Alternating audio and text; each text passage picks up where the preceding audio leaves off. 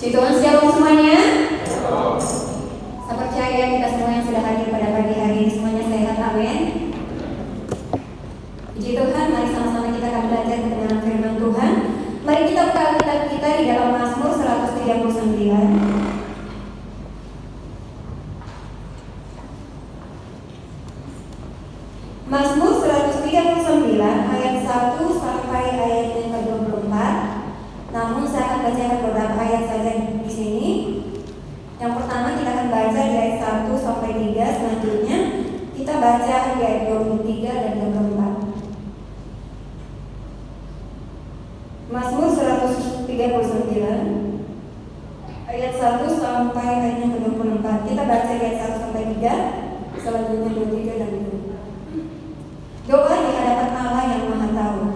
Untuk pemimpin Ridwan Mazmur Daud. Tuhan, Engkau menyelidiki dan mengenal aku. Engkau mengetahui kalau aku duduk atau berdiri. Engkau mengerti pikiranku dari jauh. Engkau memeriksa aku kalau aku berjalan dan berbaring. Segala jalanku Kau maklumi. Ayat 23 dan 24. Selidiki aku ya Allah dan kenallah hatiku. Ujilah aku dan kenallah pikiran-pikiranmu. Lihatlah apakah jalanku serong dan tuntunlah aku di jalan yang kekal. Puji Tuhan, silakan duduk Bapak Ibu. Ayat-ayat yang kita baca pada pagi hari ini adalah doa permohonan Daud kepada Tuhan. Daud berkata bahwa Tuhan, kalau kita baca di ayat-ayat selanjutnya, ayat-ayat yang ke bawah tadi, di situ dikatakan Daud berkata bahwa Tuhan, Engkau mengetahui aku. Karena Engkau yang menolong aku dalam kandungan ibuku, maka tidak ada yang tersembunyi bagi Tuhan. Pada waktu aku tidur, pada waktu aku berjalan, pada waktu aku memikirkan sesuatu, Engkau ada di sana. Sehingga di ayat ke-23 di sana dikatakan Tuhan selidiki aku, ujilah aku, apakah aku di jalanmu atau tidak. Kalau kita lihat dalam terjemahan lain di situ dikatakan Tuhan periksa aku. Kalau aku tidak berjalan sesuai dengan maumu, kembalikan aku ke jalan yang benar. Nah, Bapak Ibu, pujian tadi lagu pertama dikatakan ujilah aku Tuhan. Sebenarnya lagu ini jujur, saya paling takut nyanyikan. Saya hanya suka nyanyikan pada saat refnya. Tapi pada saat saya nyanyikan ujilah aku Tuhan, jujur saja saya takut nyanyikan. Kenapa? Karena saya berpikir begini, Tuhan, sedangkan saya tidak minta Tuhan uji saya, ujian silih berganti datang dalam kehidupan saya, apalagi saya mau minta. Saya akan semua tentang Tuhan. Tapi ketika saya belajar kebenaran firman Tuhan, ternyata pengertian dari firman Tuhan ini, ujian diujilah aku, itu bukan berarti bahwa Tuhan uji saya, Tuhan coba kau lihat kalau saya tidak setia kepada Tuhan, bukan seperti itu. Tapi ternyata di situ dikatakan Tuhan periksa diriku. Engkau kan tahu hidupku. Engkau kan Allah Maha Hadir. Di mana pun aku berada, pada saat aku tidur Engkau ada di sana. Pada saat aku berjalan Engkau ada di sana. Pada saat aku memikirkan yang baik atau yang kotor, Engkau ada di sana.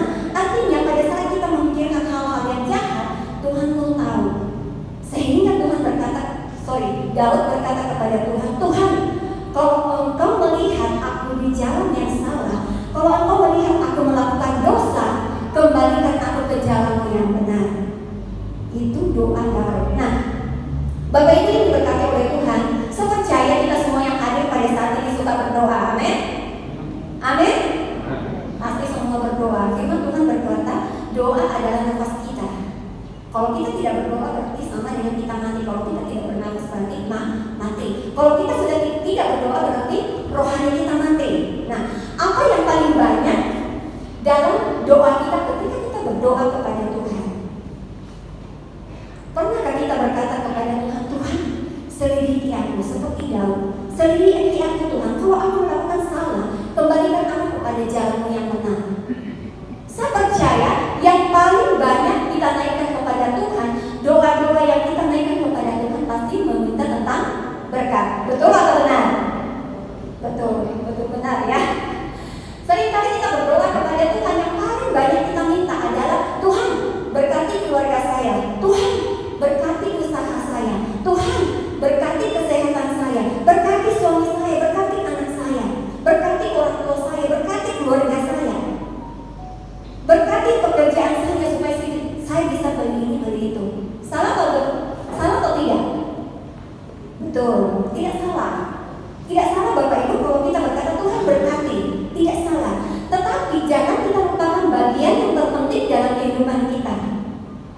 Daud berkata, selidiki aku.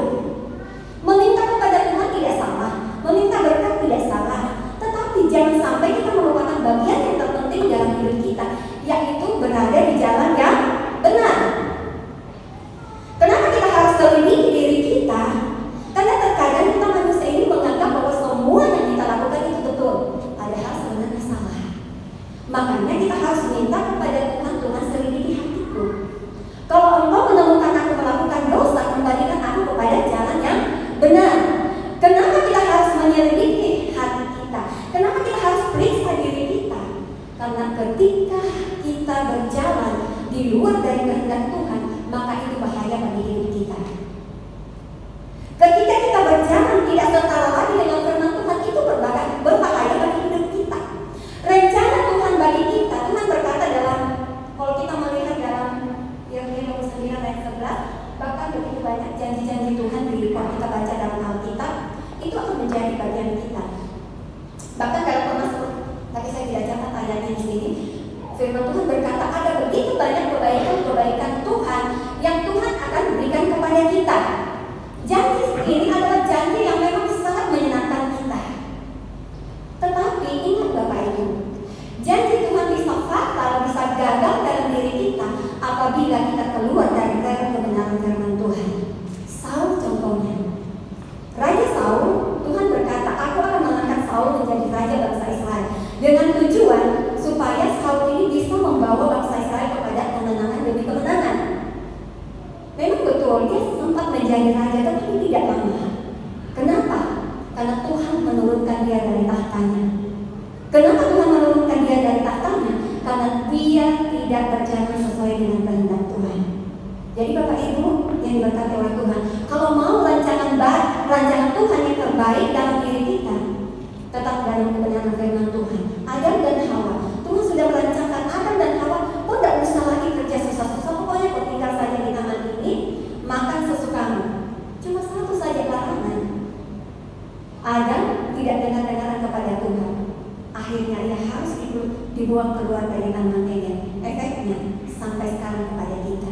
Nah, Bapak ini yang diberkati oleh Tuhan, mungkin kita berkata begini, saya masih dalam kehendak Tuhan, mungkin saya masih diberkati, saya sehat, pekerjaan saya diberkati. Saya mau bilang kepada kita sehat, kita diberkati, itu bukan satu-satunya tanda bahwa kita hidup dalam kehendak Tuhan. Mazmur 73 berkata di situ dikatakan Tuhan sedang menaruh kita di tempat-tempat yang licin.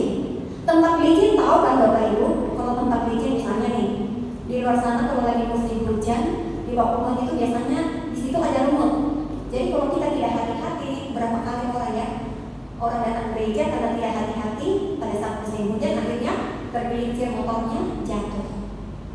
Nah seperti itulah kita saudara. Mungkin kita berkata saya dalam kehendak Tuhan, mungkin saya diberkati.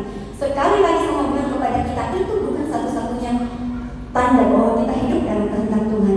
Terkadang banyak orang berkata seperti ini, saya tidak ke gereja pun buktinya saya diberkati. Usaha saya semakin maju, saya semakin sehat, semuanya semakin baik. Ingat Bapak Ibu, Tuhan sedang menaruh kita di tempat-tempat yang licin. Hamba Tuhan, saya kalau tidak salah pernah dia bilang seperti ini di sini. Ujian Tuhan kepada kita itu bukan pada waktu kita susah saja ya. Ujian Tuhan kepada kita bukan pada saat kita susah saja, atau pada waktu saat kita kekurangan, atau mungkin kita sakit. Tetapi ujian Tuhan kepada kita itu pada saat juga kita diberkati Tuhan. Banyak orang diberkati Tuhan, dia berkata seperti ini, tanpa saya ke gereja saya diberkati. Ingat Bapak Ibu, kalau saudara tidak hati-hati, saudara tidak menyelidiki hati kita, hidup kita akan jatuh. Terkadang Tuhan izinkan kita diberkati saja, sehat saja, tapi Tuhan bilang kalau tidak bertobat-tobat juga, maka semuanya akan hilang daripada kita. Saya tidak baca yang lagi, bisa baca di rumah. Kalau sampai di rumah, baca saja Mazmur 73 di situ dikatakan Tuhan sedang menaruh di tempat licin, sedikit lagi tergelincir dan binasa. Kenapa? Karena tidak bertobat. Nah, Bapak Ibu diberkati oleh Tuhan. Jangan kita berpikir bahwa pada saat kita diberkati, pada saat kita mungkin sakit-sakitan, kita berkata bahwa saya sudah hidup di luar Tuhan, atau mungkin sudah hidup dalam kehendak Tuhan. Perlu diuji. Perlu diuji oleh firman Tuhan. Mari kita lihat pembacaan kita. dikatakan bahwa hal tersebut perlu diuji dengan firman Tuhan. Jadi jangan berpikir, oh saya sehat, semuanya baik, saya diberkati Tuhan, berarti saya masih dalam kehendak Tuhan. Oh saya sakit-sakitan, saya susah, berarti saya hidup di luar kehendak Tuhan. Luar dalam tidak menentukan bahwa kita sudah hidup sesuai kehendak Tuhan atau di luar kehendak Tuhan, tetapi perlu diuji oleh firman Tuhan. Nah, melalui pembacaan kita pada pagi hari ini ada beberapa hal yang kita akan pelajari di sini. Kita mau cocokkan dengan diri kita. Judul firman Tuhan, dari awal, tetap dalam kehendak Tuhan. Nah, yang kita akan lihat apakah kita masih hidup dalam kehendak Tuhan atau tidak. Yang pertama, dikatakan ciri atau tanda orang yang hidup dalam kehendak Tuhan yaitu mengasihi Tuhan. Siapa yang mengasihi Tuhan di sini? Pasti semua mau. Pasti semua berkata saya mengasihi Tuhan. Menjadi pertanyaan, apakah kita benar-benar mengasihi Tuhan? Mungkin kita berkata, oh saya mengasihi Tuhan, buktinya saya ada dalam gereja. Oh saya mengasihi Tuhan, buktinya saya melayani Tuhan. Ulang-ulang saya sampaikan bahwa tidak semua orang beribadah kepada Tuhan, tidak semua orang melayani Tuhan, mengasihi Tuhan. Karena terkadang kita datang ke gereja karena ada motivasi-motivasi yang lain. Terkadang kita melayani Tuhan karena ada motivasi-motivasi yang lain. Hamba Tuhan sekalipun, jangan berpikir cuma jemaat, hamba Tuhan pun terkadang melayani Tuhan karena ada ember-ember di belakang, bukan karena cinta kepada Tuhan. Firman Tuhan berkata bahwa tanda orang yang hidup dalam kehendak Tuhan, orang yang akan menerima rancangan Tuhan, yang pertama dikatakan ia mengasihi Tuhan. Apa tandanya kita mengasihi Tuhan? Yohanes 14 ayat 15 berkata bahwa jikalau engkau mengasihi aku, maka kamu akan menuruti segala perintahku. Jadi tanda orang yang mengasihi Tuhan yaitu kita mengikuti perintah Tuhan. Apa perintah Tuhan bagi kita? Kembali lagi lihat buahnya. Orang Kristen dikenal buahnya Bapak Ibu. Jadi ditahu orang Kristen atau bukan orang Kristen itu sebenarnya dilihat dari buahnya, dilihat dari karakternya, dilihat dari sifatnya. Apa yang paling Tuhan tuntut dalam kehidupan kita? Apa dasar orang Kristen? Firman Tuhan yang menjadi dasar orang Kristen itu apa? Kasih. Dasar orang Kristen adalah kasih. Yang paling dituntut dalam kehidupan orang Kristen adalah kasih. Kita mengasihi Tuhan, mengasihi sesama kita. Jadi tanda orang yang hidup dalam kehendak Tuhan, yang pertama mengasihi Tuhan, yang kedua tandanya dia mengasihi Tuhan, melakukan firman Tuhan. Firman Tuhan yang mana? Semuanya. Bukan separuh-separuh, bukan sebagian. Banyak orang melakukan firman Tuhan setengah-setengah Bapak Ibu. Oh yang ini saya lakukan, kalau yang ini jangan. Kalau yang ini saya lakukan, yang ini jangan. Firman Tuhan berkata bahwa keseluruhan, bukan separuh-separuh. Orang Kristen dikatakan ia melakukan firman Tuhan dilihat dari buahnya, bukan dari perkataannya. Oh saya melakukan firman Tuhan, tidak dilihat dari situ. Karena perkataan itu kadang-kadang bohong. Tetapi kalau dilihat dari buahnya itu tidak bisa dibohongi. Apa buahnya? Dalam Galatia 5 pasal 22, Galatia 5 ayat 22 sampai 23, di situ dikatakan, bisa dibuka? Tidak. Ditampilkan. Galatia pasal 5 ayat 22 di sana dikatakan, tetapi buah roh ialah kasih. Yang ini dulu jangan dihilangkannya. Yang pertama kasih. Perintah Tuhan bagi kita, firman Tuhan berkata, kasihilah Tuhan Allahmu dengan segenap hatimu. Kita harus mengasihi Tuhan Allah kita dengan segenap hatimu. Selanjutnya perintah Tuhan berkata dalam Matius 22 ayat 29 di sana dikatakan, tidak usah ditinggalkan. Matius 22 ayat 29 di sana dikatakan, kasihilah sesama manusia sama seperti dirimu sendiri. Selanjutnya di dalam Matius 7 ayat 12 dikatakan, ukuran yang kamu pakai itu juga akan diukurkan kepadamu. Dalam artian firman Tuhan mengajar kepada kita bahwa kita harus mengasihi Tuhan. Caranya kita mengasihi Tuhan yaitu kita mengasihi sesama kita. Ada firman Tuhan, bagian firman Tuhan berkata seperti ini. Tuhan berkata begini pada waktu sudah akhir zaman. Tuhan berkata begini, saya pernah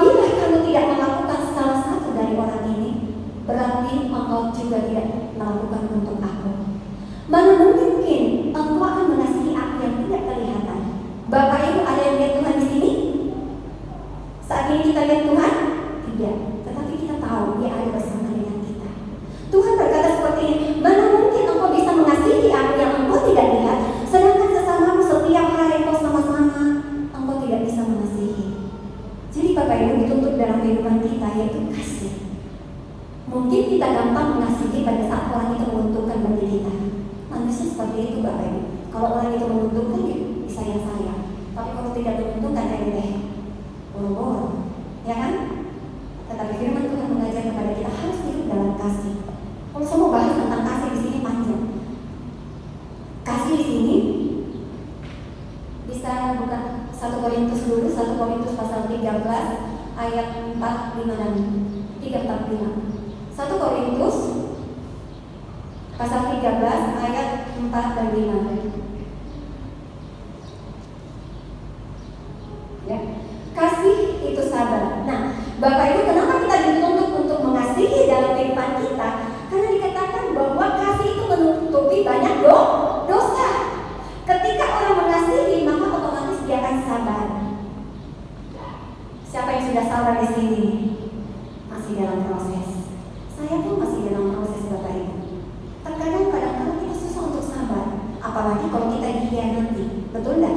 Kita direndahkan, kita sulit untuk sabar. Tetapi firman Tuhan berkata, orang yang mengasihi aku, dia harus sabar. Kembali lagi dalam firman Tuhan tadi dikatakan, kasihilah sesamamu manusia. Ukuran yang kamu pakai itu juga akan diukurkan kepadamu. Artinya begini Bapak Ibu, kalau kita tidak mau disakiti, jangan sakiti orang lain. Seringkali hobi kita sakiti orang lain. Kalau kita tidak mau digosipin orang, jangan gosipin orang lain, kata Nini Kristianus. Seringkali kita suka menggosip, hobinya menggosip dan menggosip. Ada orang tertentu ketika dia bertemu dengan seseorang, dia bingung kan, ini mau cerita apa yang mulai ngarang. Kok tahu? Itu si Ayu tuh begini. Ya kalau dapat orang yang seperti saya, saya kan orang begitu. Saya ketika orang cerita sama saya tidak gampang begitu percaya. Saya tuh sering tidur ini orang tujuannya apa? Dalam hati saya kalau memang betul, ngapain mau diurus? Ya enggak? Urusanmu saja banyak, mau diurus orang. Ada juga dengan begini, itu Ayu tuh dia bilang begini, katanya kok begini. Saya tidak gampang begitu percaya. Saya cari tahu dulu ini orang apa maksudnya. Bisa saja dari dia tetapi dia atas nama orang. Ada orang hobinya seperti itu, menggosip, mengkhianati. Jadi Bapak Ibu yang diberkati oleh Tuhan, firman Tuhan berkata kasihi sesama kita manusia. Jadi kalau kita sebagaimana kita mengasihi diri kita seperti itu kita kasih orang lain. Kalau kita tidak mau direndahkan orang, jangan rendahkan orang. Amin. Kalau kita tidak mau disakiti orang, jangan sakiti orang. Kalau kita tidak mau digosipkan orang, jangan digosipin orang. Kalau kita tidak mau dicurigai orang, jangan curigai orang. Banyak orang yang hobinya cuma mencurigai. Orang tidak bikin apa-apa dicurigai. Tanpa disadari bahwa kecurigainya itu menyakiti hati orang lain. Apalagi kalau sama sekali tidak pernah kita buka, lalu orang menuduh kita seperti itu, mencurigai kita seperti itu. Jadi Bapak ini diberkati oleh Tuhan, dikatakan bahwa sangat penting dalam hidup kita hidup dalam kasih. Kasih, ketika orang mengasihi maka dia akan sabar. Ketika dia orang mengasihi, dia akan murah hati. Saya tidak jelaskan satu-satu di sini terlalu panjang. Ketika orang mengasihi, dia tidak akan cemburu. Banyak orang cemburu ketika melihat kita berhasil. Jemaat cemburu kepada pendeta, wah pendeta yang diberkati. Bapak Ibu, firman Tuhan berkata bahwa orang yang tidak bekerja jangan dikasih makan. Jadi kalau pendetamu bekerja, diberkati berarti dia bekerja. Sesamamu, saudara seimanmu, teman gerejamu, beli mobil baru, beli motor baru, kok cemburu? Ingat Bapak Ibu bahwa sesuatu yang didapatkan itu tidak mudah. Mereka harus mengeluarkan keringat, banting tulang untuk bekerja sehingga bisa bangun rumah. Tapi banyak orang cemburu kepada kita. Tidak ada sesuatu yang didapatkan dengan mudah. Saya paling suka cari-cari tahu di YouTube tentang orang yang sukses. Ternyata orang yang sukses itu hidupnya tidak mudah. Mereka jatuh bangun dalam membangun usaha sehingga mereka sukses. Banyak orang berkata ini hidupnya kaya, kok tidak tahu perjuangannya dari awal. Amin. Seharusnya ketika saudara kita diberkati, orang diberkati, kita bersyukur. Ya kan? Ketika orang punya kasih, dia tidak akan memegahkan diri sama dengan sombong tadi. Next. Dia tidak melakukan yang tidak sopan. Seringkali kita berlaku tidak sopan dengan orang. Mungkin karena kita benci dia, kita tidak suka dia, jadi kita tidak berlaku sopan. Saya tidak jelaskan lagi. Mencari keuntungan.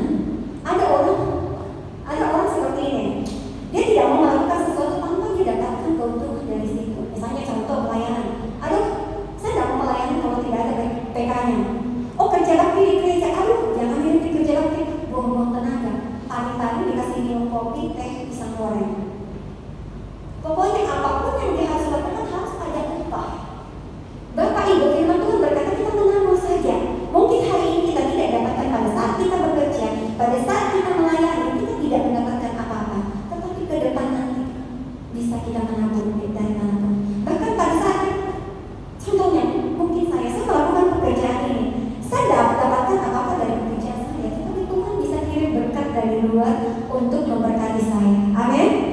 Jadi lakukan saja, gak usah cari keuntungan. Lakukan saja, Tuhan akan melakukan bagiannya.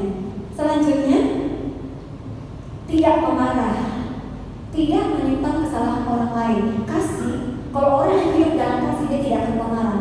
Dikit-dikit marah, dikit-dikit marah. Yang tidak penting-penting marah. Mari belajar kontrol diri, mari belajar menguasai diri. Nah itu yang kedua. Selanjutnya, ciri orang yang hidup dalam kehendak Tuhan. Yang pertama tadi mengasihi Tuhan, kedua melakukan perintah Tuhan. Yang ketiga kita harus lihat dari buahnya. Buahnya pahit atau busuk atau baik atau manis, lihat dari situ. Tidak salah berapa minggu lalu, kalau tidak salah Bapak Putih Gembala atau Pembangunan Kisah berkata seperti ini. Orang ditahu dari mana asalnya. Misalnya kita anak Tuhan, oh ditahu. Misalnya contoh si Tessa. Ketika dilihat perbuatannya dia ditahu, oh dia berasal dari sini. Oh dia anak Tuhan. Jadi orang itu kita itu dikenal dari buahnya. Kita anak Tuhan atau bukan? Jangan sampai kita sama dengan orang di luar sana yang bukan berasal dari Kristus, tetapi berasal dari si jahat. Yang ketiga, ciri orang yang hidup dalam kehendak Tuhan. Nah, apa yang kita akan dapatkan ketika kita sudah melakukan kehendak Tuhan? Pertama, mengasihi Tuhan. Yang kedua, melakukan perintah Tuhan, bukan bilang-bilang ya semua perintah Tuhan. Yang selanjutnya yang dilihat adalah buahnya. Nah, ketika kita sudah melakukan ini, apa yang kita akan dapatkan? Nah, kita baca di dalam Mazmur 91 ayat 2. Yang ketiga, yang kita akan dapatkan, firman Tuhan berkata, kita dilindungi dan dipelihara oleh Tuhan. Mazmur 91 ayat yang kedua, di situ dikatakan, akan berkata kepada Tuhan, tempat perlindunganku dan buku pertahananku, Allahku yang kupercayai. Nah, Bapak Ibu yang terkasih oleh Tuhan, ketika kita melakukan kehendak Tuhan ada jaminan Tuhan. Firman Tuhan berkata, jaminan Tuhan, kita akan dilindungi, selanjutnya kita akan dipelihara oleh Tuhan. Mau dipelihara oleh Tuhan? Mau dilindungi oleh Tuhan? Mau diberkati oleh Tuhan?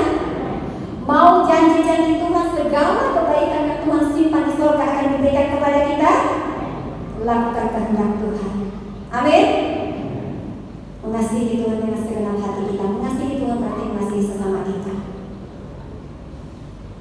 Lakukan kebenaran firman Tuhan, hidup dalam buah roh, kasih, sabar, sukacita. Ketika kita melakukan itu, jaminan Tuhan menjadi bagian